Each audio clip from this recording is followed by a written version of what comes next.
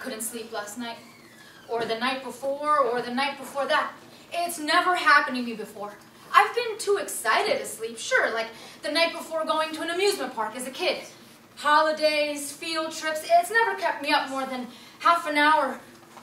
But this week was different. The first night it happened, I had to get up and leave my room. I went downstairs and sat on the stoop and watched the hospital across the street. Its gleaming floors, spotless glass doors, filling with fingerprints as the people came and went. The window washer can't keep up with them. Nobody notices me. They've got loved ones inside.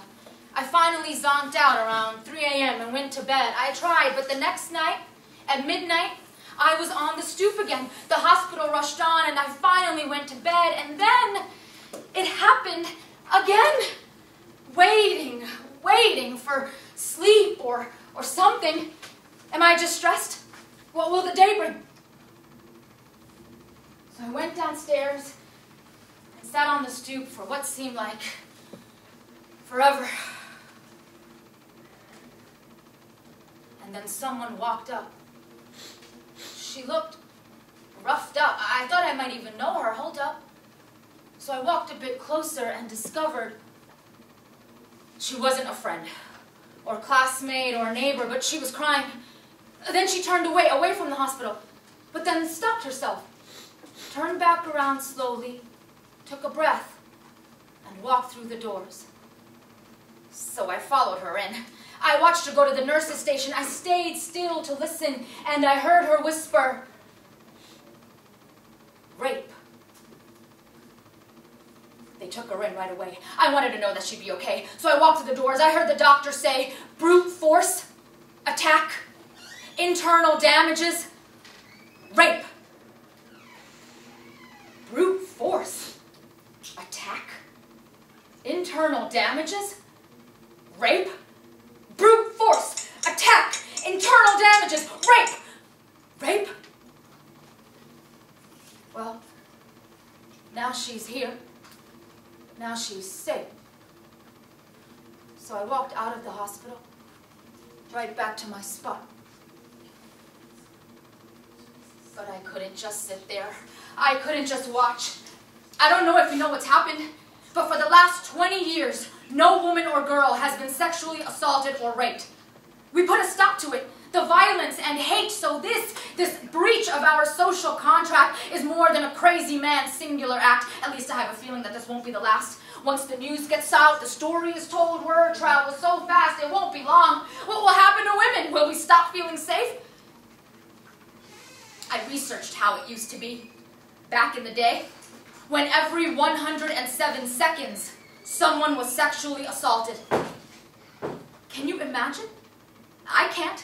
One is bad enough, and I swear, this stat is real. I couldn't get it out of my head. 98% of rapists back then never spent a single day in jail or prison. Anyway, we were able to shape up after that. I guess people pay attention when things get that bad. I don't know what's going to happen. Maybe this whole story will get swept under the rug, but I'm telling you, it happened. I saw her. I'm not on drugs. I'm sure it'll be on the news soon enough. I've got to do something to send out some love. We'll have a candlelight vigil tonight for women and men and anyone who wants to shine a light, to gather and hope. We only have to do this once. I don't know what this all means yet for the world as it's been, but I feel like it might get ugly.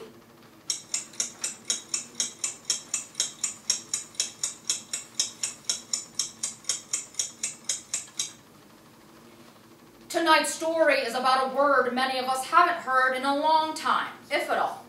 Rape. In the early 1900s, people were more focused on lynchings than rape. If a black man was getting lynched because of a rape, that is when there was coverage. In the 1930s to 40s, rape just wasn't covered, even though there were lots of complaints. Still, only black on white rape received press. Things stayed that way in the 50s when McCarthyism was more important. The 60s didn't really help women at all, as nobody really understood what rape was all about, and the focus was on the civil rights movement.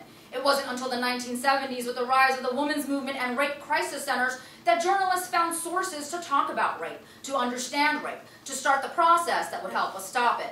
In the early 21st century, we saw a heightened awareness of sexual violence, and the movement began to eradicate it forever.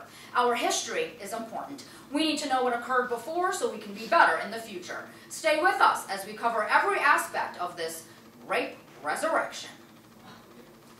That's how I would start the segment.